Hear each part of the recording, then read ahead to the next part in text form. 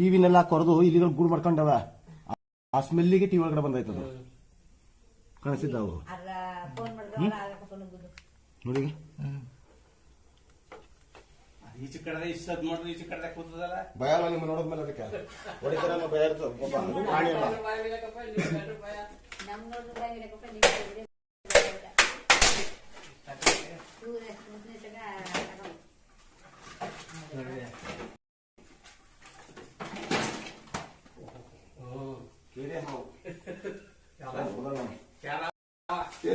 ಒಳ್ಳೆ ಗಂಡ ಚೆನ್ನಾಗಿ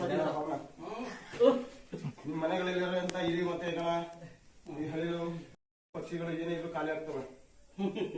ಮನುಷ್ಯನಿಗೆ ಅಪಾಯಕಾರಿ ಅಲ್ಲ ಇದು. ಏನ್ ತೊಂದರೆ ಮಾಡಲ್ಲ. ದೋಡ್ಬಿಡ್ತದೆ ಮತ್ತೆ ಒಂದು 8 ಅಡಿ ಬರ್ತದೆ. ಅವು ನಿರುಪದ್ರವಿ ವಿಷ ಕೂಡ ಇರಲ್ಲ ಇದರಲ್ಲಿ. ಇದಿದ್ರೆ ನಿಮ್ಮ ಆಸುಪಾಸು ಮತ್ತೆ ಜಮೀನುಗಳಲ್ಲಿ ನಿಮ್ಗೆ ಒಳ್ಳೇದು.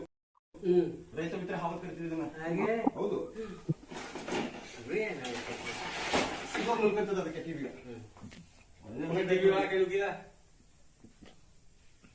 ಈಗ ಸೆರಗಿಡ ಎಣೆ ಇರ್ತದೆ. ಎತ್ತವಂತ ಹಾವು ಅಂದ್ರೆ ನಾಗರ ಹಾವು.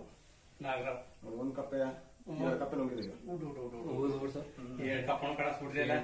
ಅದೇ ಕತ್ತಿ ಇರೋದು.